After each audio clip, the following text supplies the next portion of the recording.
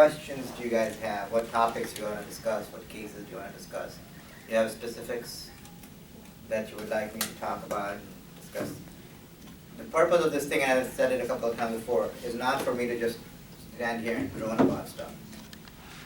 Those are topics you may want to learn, may not want to learn, but I want you to learn what you want to learn about. So you should have questions.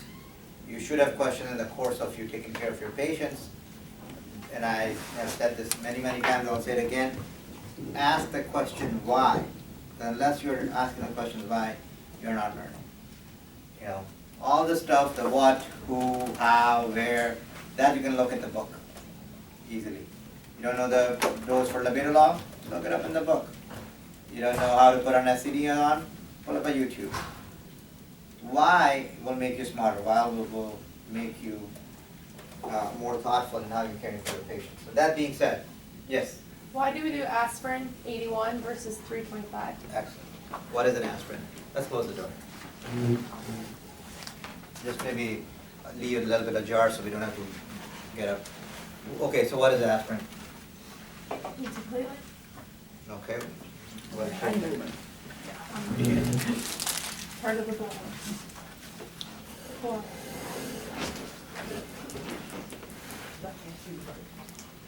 What is Clotting, platelet? sticking. There you I'm go. sorry. What is platelet? Are you standing or are you? Pretty much like sticky stuff to stop you from bleeding. Okay, that's a good way to put it. Sticky stuff to stop you from bleeding. Okay, so if it stops bleeding, then why do we care about platelets and strokes? Too much platelets can cause a stroke. Too much platelets. So people with, thrombocytosis will have a stroke. People with platelet of 500, 600, they'll have a stroke. But that's too much platelets, right? High risk though. No. But people, most of the people who have stroke, they don't have high platelets, right? But 99% of the people who have strokes don't have normal platelets. So I don't think your argument is valid there. So come up with a better argument. Don't just accept it. Shoot back. Shoot back with a better argument. they can make a clot. They can make the clot. Mhm. How do they make the clot?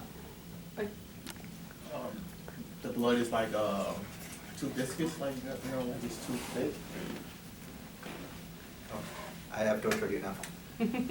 So, Come on in. you got somebody want to say something? No, it's enough. I just want to listen. No, please do come in. That's why it is here, before you listen.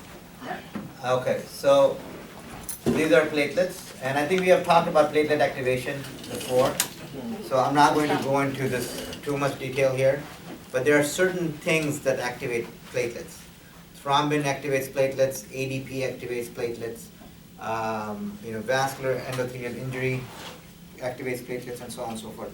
Many different things activate platelets. What that means, the activation of platelets, is that the platelets present or expose some of these receptors on their surface which are not otherwise exposed. Okay? And there are many different things which are presented on the surface of a platelet. And I'll come to that full circle in a minute. But just to go with this is a platelet. This is called a GP2B3. Okay? That's a glycoprotein subset 2B3. Okay? That's a kind of a receptor that get exposed on the surface of the platelet. Okay? And what attaches to this thing is a small little fibrin strand. Okay? And it gets attached to another GP2B3A. And there's another platelet here. Okay? Then there will be another receptor here with a fibrin which is connected to a GP2B3A. And there's another platelet here. Okay? And then there's another GP2B, you get the point.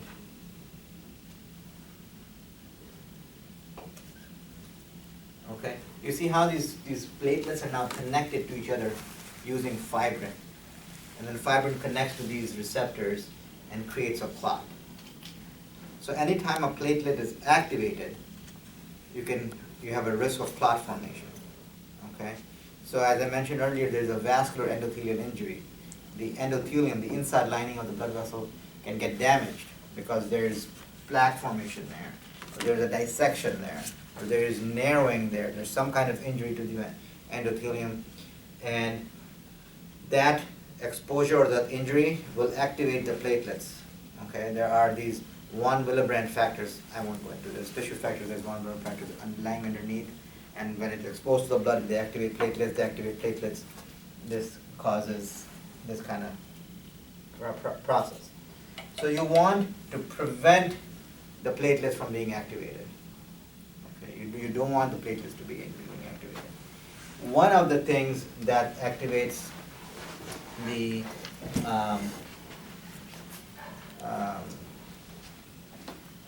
platelets is prostaglandin, thromboxane A2. Thromboxane A2. Okay? So there is a receptor on top of the platelet which responds to a chemical named thromboxane A2. Okay? So when thromboxane A2 comes and attaches to this receptor, it activates the platelet. Again, what does activation mean? I keep saying the word activation. It induces some chemical changes within the platelet. Okay, there is a dip in cyclic AMP. That's the ultimate pathway that it leads to. It causes dip or reduced levels of cyclic AMP, and that activates the platelet. There are multiple things that happen. The shape of the platelet changes. These different receptors pop up on the surface of the platelet. There are chemical signals which are sent from one platelet to another, and so on and so forth. Multiple different things happen when platelet is activated. Okay, and many different things activate platelets. Chief among them is thromboxane A2. So far, so good. Everybody clear on this? What the journey we're going on? Mm-hmm. Okay. So what you want to do is you want to block the thromboxane A2 from being formed. You have to stop the manufacturing of this thromboxane A2.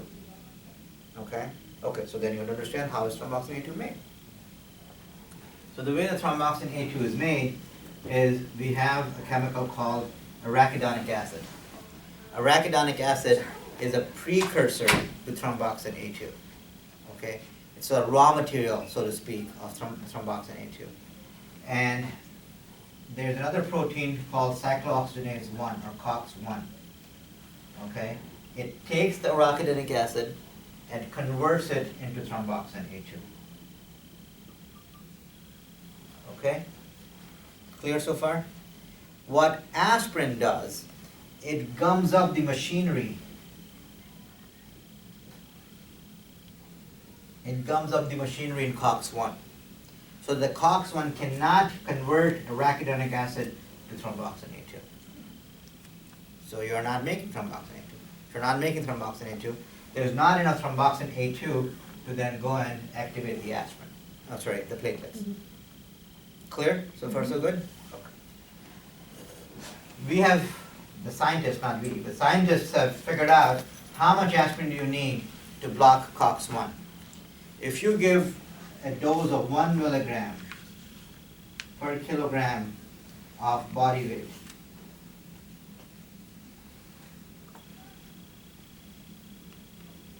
you can block 98% of COX-1.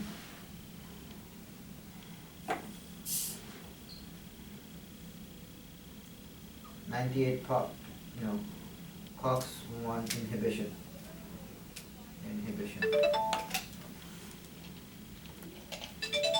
Okay. 98% COX-1 inhibition. At this point, you should be asking me another question.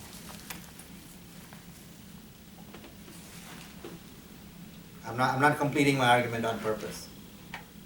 Can you block all of it? Hmm? Can you block 100%? Can you block 100%? 100% usually not possible. The next question you should be asking, then why the hell do we give 325?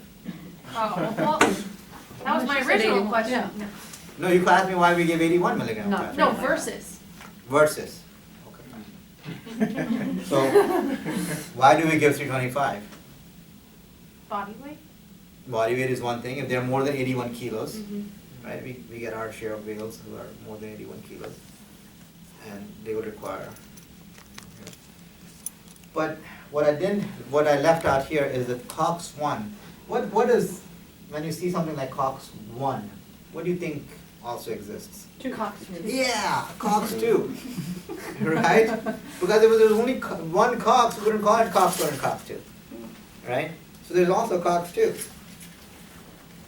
So COX-1 is what we call constitutive. Constitutive. What does constitutive mean? English people in the room.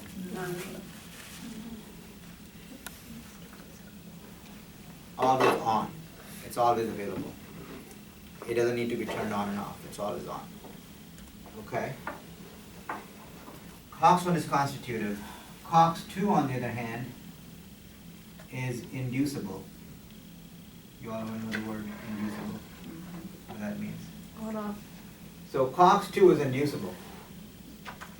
And that comes in, COX-2 levels go up in a pro-inflammatory state.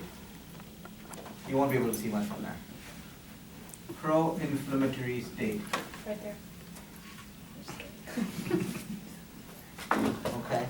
So if you have some kind of an inflammatory state in the body, COX-2 will go up. So you have rheumatoid arthritis, you have, some kind of infection, UTI, you have gingivitis, okay, chronic gingivitis. That will continue to increase the levels of COX-2. Yes. And if the COX-1 you're blocking, if you're blocking the COX-1 with aspirin, you're not blocking COX-2 with aspirin, not enough. Okay?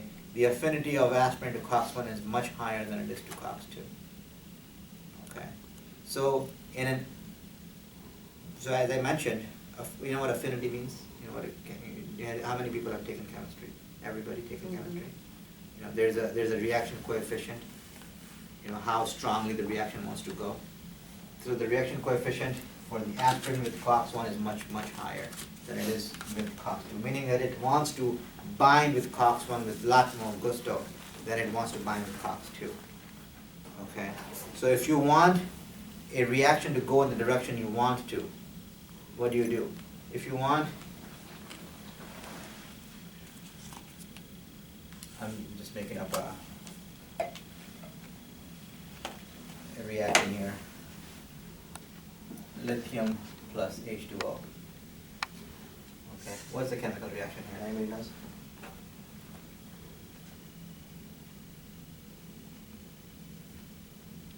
Lithium hydroxide plus H. Alright, so this is the reaction you get, right?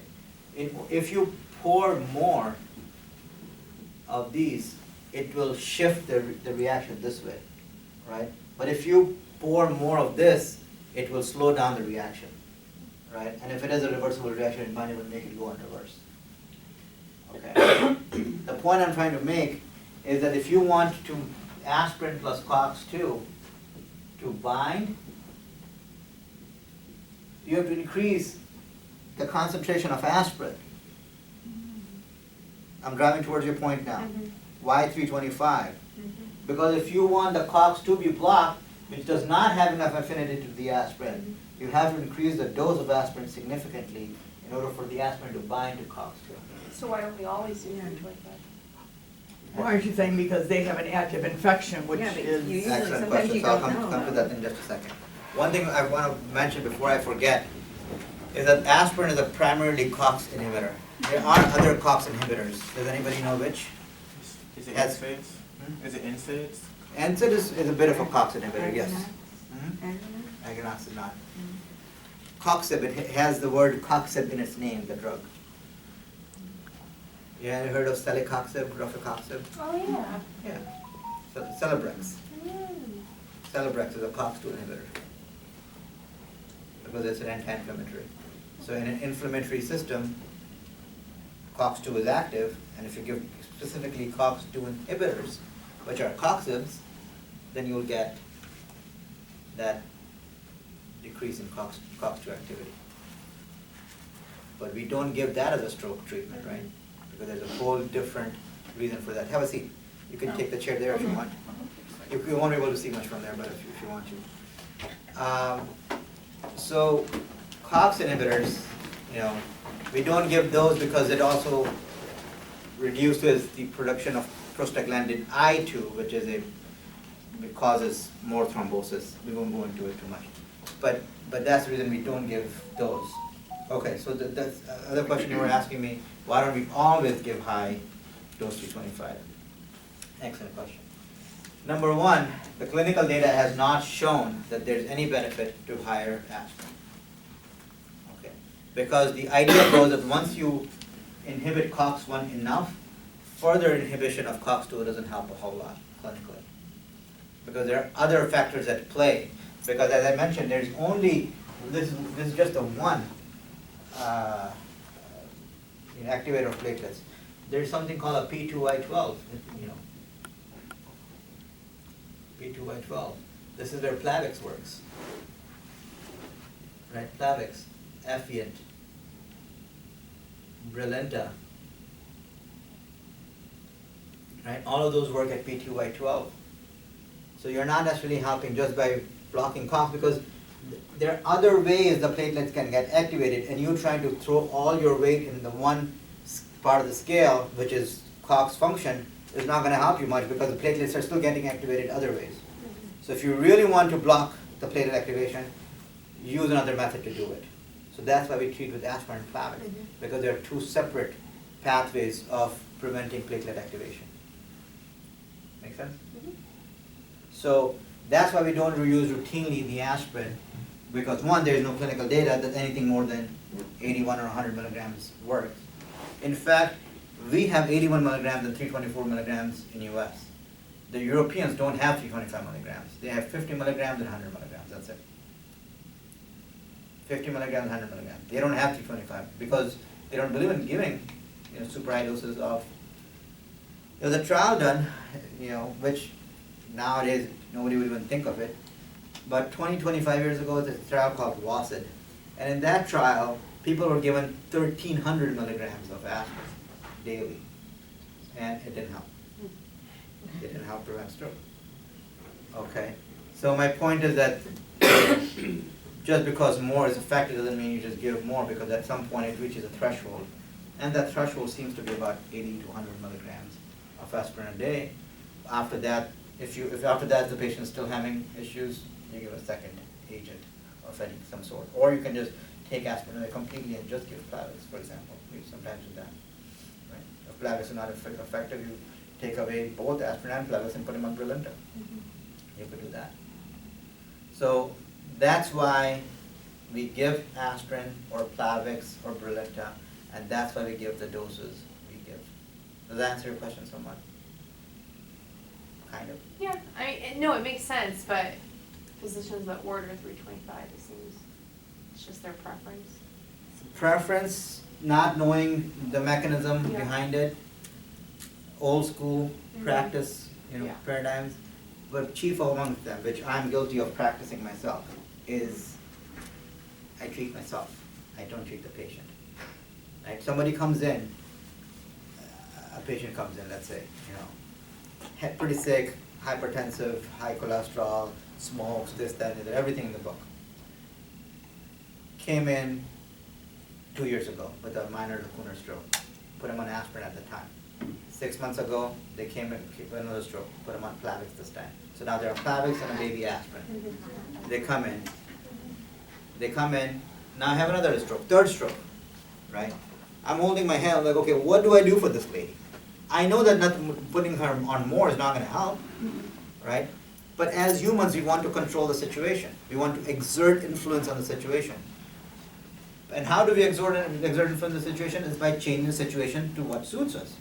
We put that 81 milligrams to 325 because then we feel that we did something for the patient. And the patient feels that we did something for the patient. Did we really do something for the patient? No. We're treating ourselves. Right? So I do treat myself many times, but I usually don't treat myself by going from 81 to 325. I treat myself by putting them on 2 baby aspirins. Put them on 162. What's the point in giving 325? I know they're just going to get a stomach ulcer from 325. So I just give them 162. Is there literature out there that says 162 is better than 81? No, there is no literature out there that 162 is better than 81. But we treat ourselves, right? Nurses are the worst offenders of treating wanting to treat themselves because they call me all the time. You know? So, and what the nurses don't want to hear, I'll tell you now, to your guys' face. They don't want to hear, don't do anything. That's an answer nurses hate most. But how could I not do anything? Don't do anything. Nothing needs to be done. Because we're Because we're with the fixers. patient. Right? You call me, patient, had 4 out of 5 strength in the right arm. Now they're 3 out of 5. Okay, consider me informed. Don't do anything. What do you mean? Should I get a CT scan? Should I give them extra aspirin? No, don't do anything. It is very, very difficult for people, and I'm picking on nurses, but for doctors, for whoever, it's very difficult for them to accept the answer, don't do anything. Mhm. Because not every situation requires a response or needs a response. Sometimes you just sit back and stand back and watch it happen. Because no matter what you do, it's not gonna. Dr. Chaudhry just called me, actually, before we started.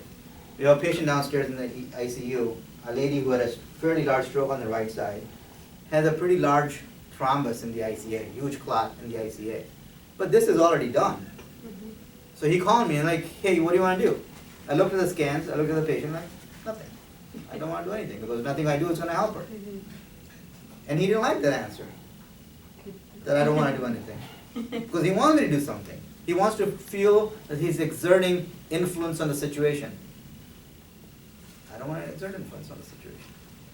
I'll tell you something that you should remember. It'll be very useful to you.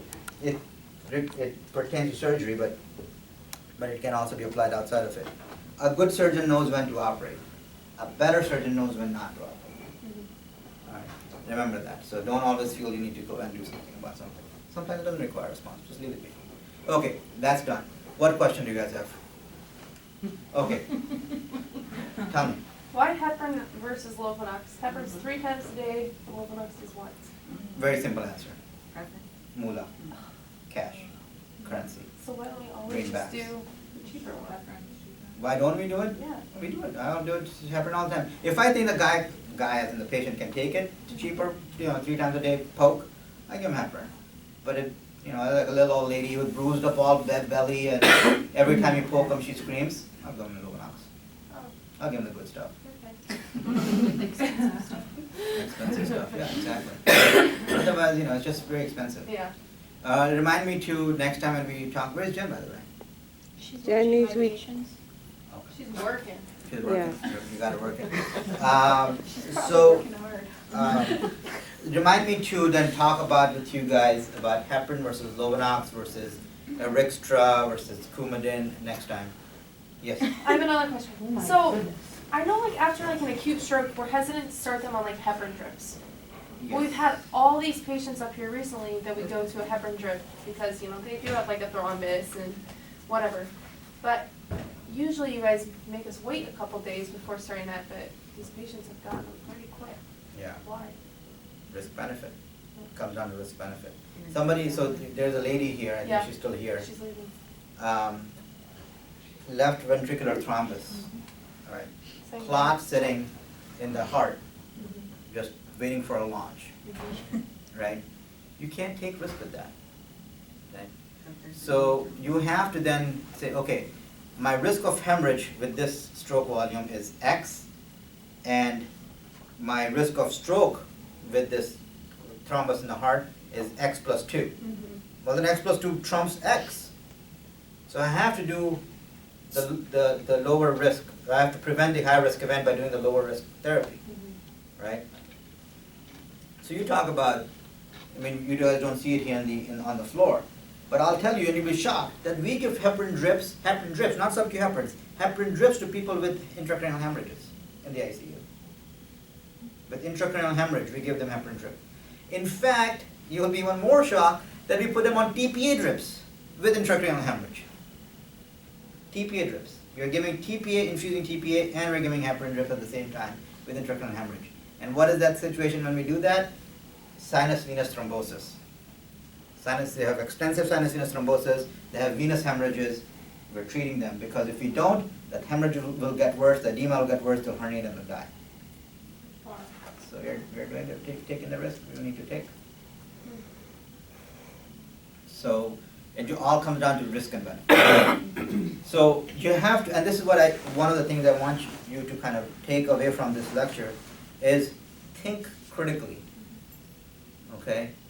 Don't just check the box because it says, yeah, it's a box, but ask yourself, why is there a box? You know, why are we not giving heparin to this patient with a stroke, right? There's a famous saying that in order to break the rules, you must first master them. So we are breaking the rule, but that's because we have mastered them first. You know, breaking the rule is we're giving them heparin drip on a stroke. That's breaking the rule. But you have to know why you're breaking the rule and how the rule was made in the first place. And if you can do that, then everything is just game.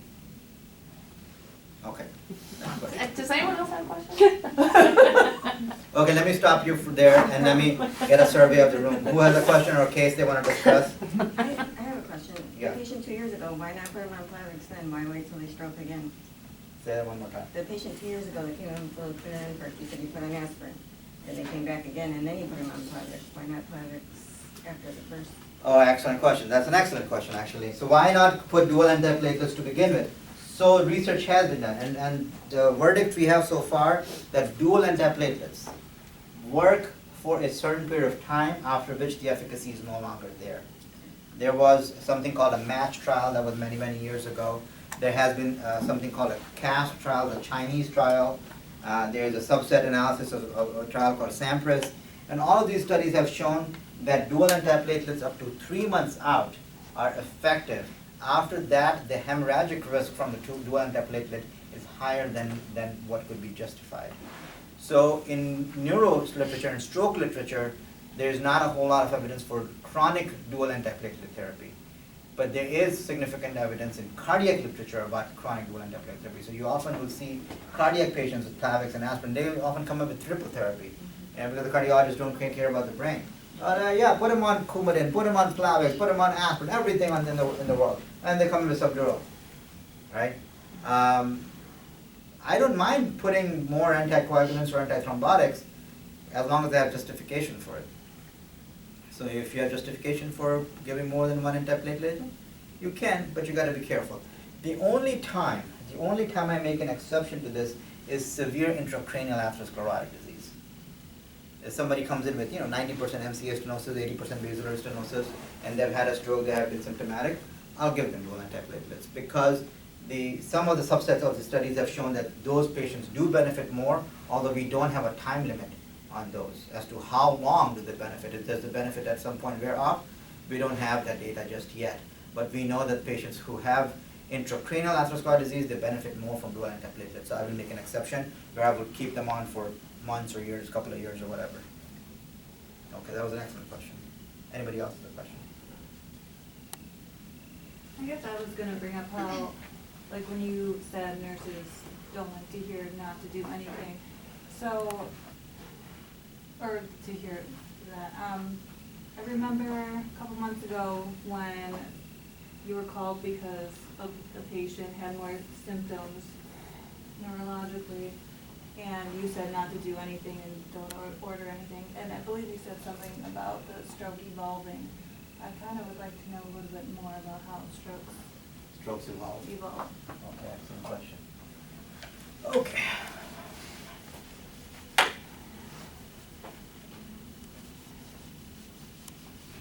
So, usually the strokes evolve when the perfusion goes down.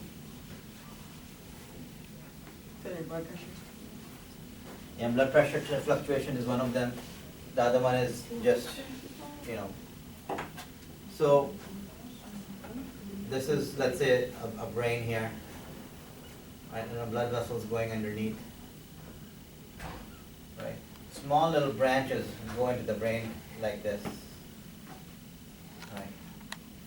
They sort of go into it, and if you look at the brain surface, if you just flip the brain over, and you'll see little punched holes in the surface of the brain. This is where the holes are where the arteries were going in, the tiny little arteries were going in.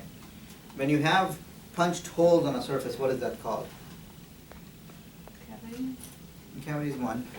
So you have that, notebooks that we had in grade school that you could tear on the side, and the notebook said on top, Perforated. perforated. Perforated, right? So these are perforators. These blood vessels are called perforators because they perforate the brain. They go in the brain in this dotted fashion. Okay? So you have perforators. Why am I telling you about perforators? What is unique about perforators that each perforator has its own area of brain that it supplies. Okay? So this area here supplies this, I'm just going to pick up a number, 10 cubic millimeters. Okay? 10 cubic millimeters of the area this supplies. This one supplies 9 cubic millimeters, or whatever. Okay? So there's a small area of the brain that's associated with this perforator, and it is the only blood supply that this area has. Okay? This area, then the area which is supplied by this particular perforator is called a lacune. Lacune. Lacune is a French word for lake, small lake. Small lake is called a lacune in French. Okay, why is this called lacune? Because when in old days when people died and we did autopsies in these patients, and you slice the brain, and this area where the stroke was, it became soft and boggy. It looked like a little lake. So you touch with your hand, it feels a little soft and boggy. So it looked like a lake, a small lake.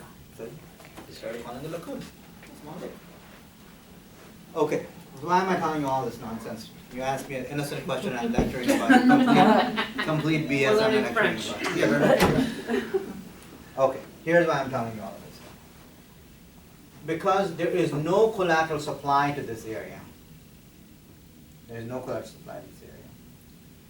When there is a stroke happening, what happens in this particular vessel, I'm going to draw this out much larger now.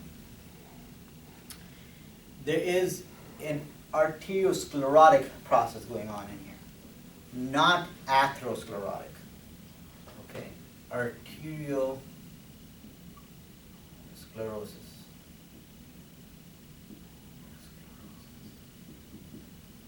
Okay, the second one is atherosclerosis.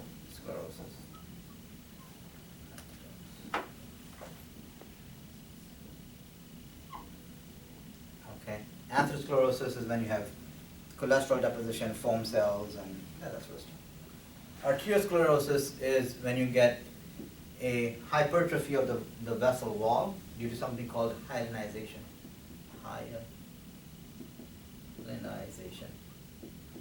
There's hyaline deposited in the media and the externa of the wall, and it hypertrophies. It grows larger and larger, and the lumen becomes narrower and narrower and narrower, and eventually there's not enough flow inside of it. And platelets become activated because of that. And we already went through the platelet activation cycle.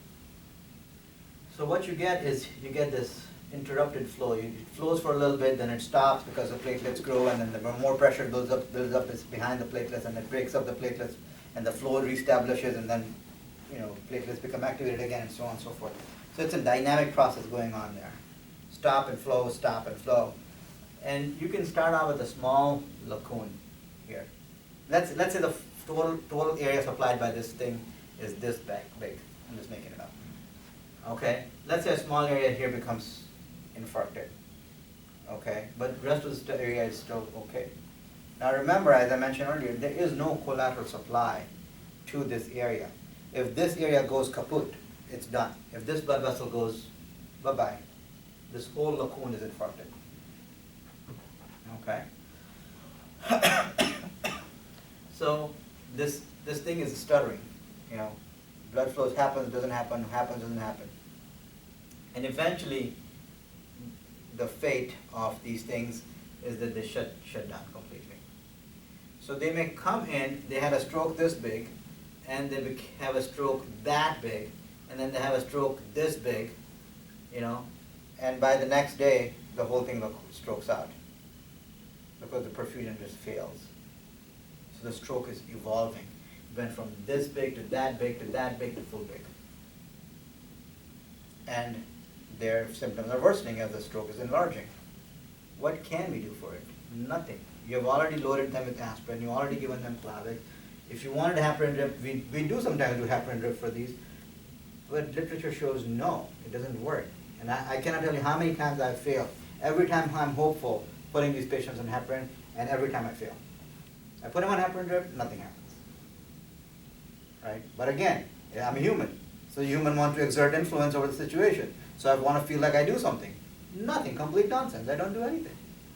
But I'm on heparin drip, nothing happens.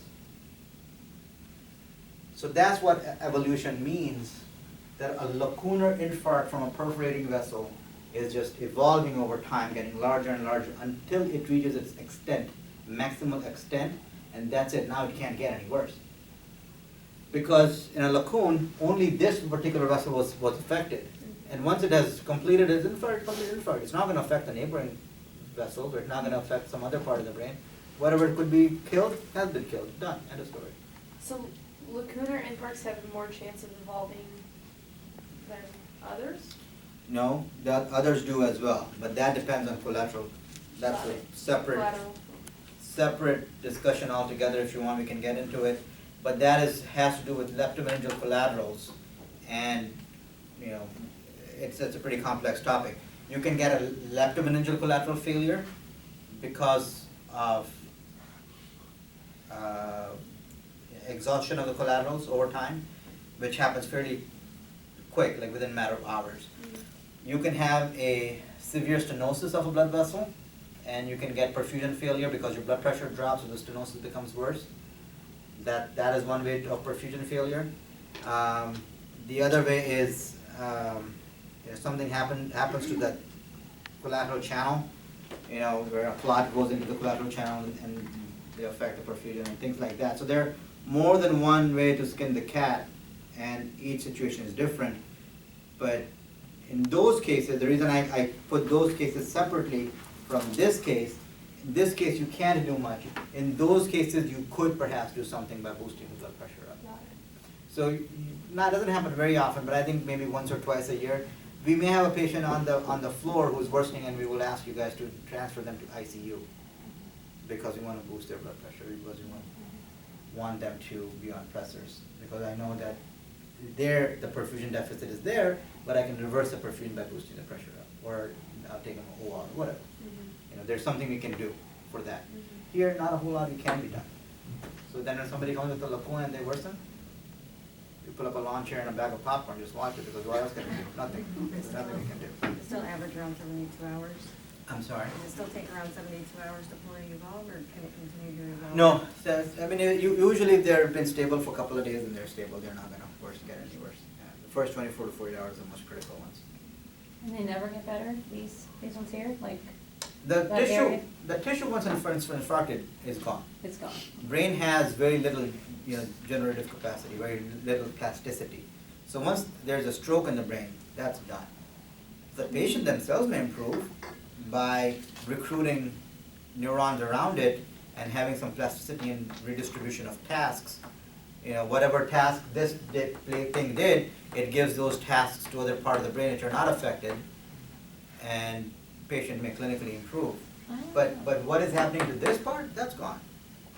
Brain doesn't heal like, you cut yourself on the hand and you get a scar, and then 6 months later the scar is no longer there because the skin has grown nice and new. That's not happening in the brain. It's gone, it's gone. That's why when French people did autopsies, they still saw those lacunes. That patient may have had a stroke 15, 20 years ago. But 15, 20 years later they die and they cut open the brain. There's still that boggy lacoon which had never healed. That scar tissue is still there.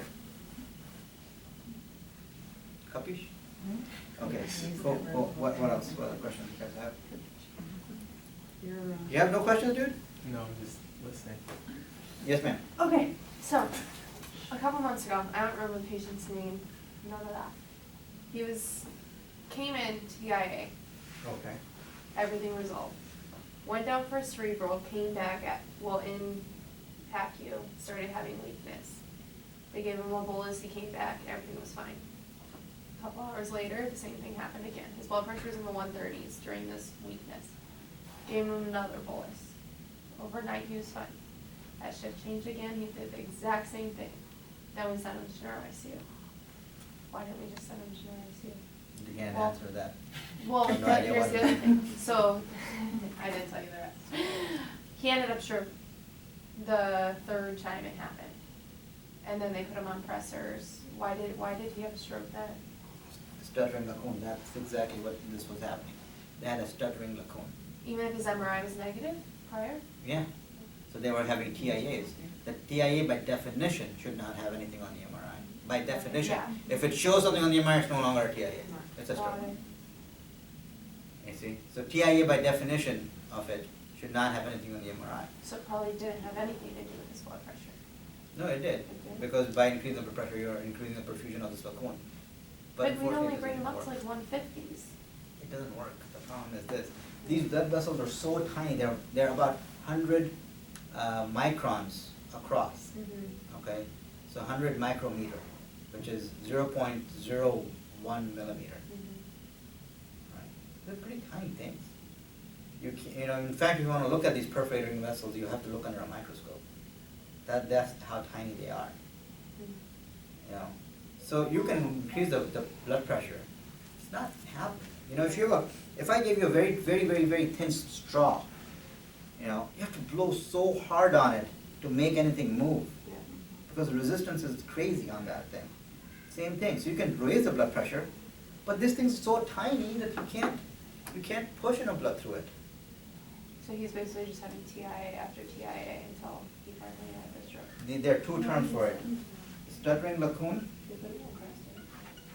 Stuttering lacoon. The other term for it is crescendo, decrescendo.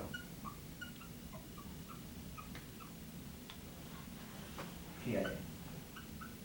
Those are the terms that we use for that. A stuttering lacoon or a crescendo, decrescendo TIA. Goes up, comes down, goes up, comes down. And that's what I was mentioning earlier. Blood flow goes, it's halting and going and halting and going, and eventually. So there's literally nothing we could have done. Perfusion, pushing the pressure up, improving the perfusion really we did. Give him more antiplatelets maybe, give him heparin drip. But as I said, I keep doing the heparin drip. I've been doing it for the last 14 years in the hope that I'll save one life someday, and I've yet to succeed. Yeah. So I shouldn't have been mad at the doctor. Okay. Because he told me the same thing. Don't do anything. Okay. They're ready downstairs. Okay, I'll take one more question. I'm going to go downstairs to the case. Yeah, you be nice to her. She's my favorite. Steph? Of course. Okay. Her. No, not me. The patients. He's talking about the Oh, patients. Pickens? Yeah. All right. Questions? Any more questions? Yes. Those labs you got the order yesterday. Oh, I was Yes. thinking about that on the way up here. Yes.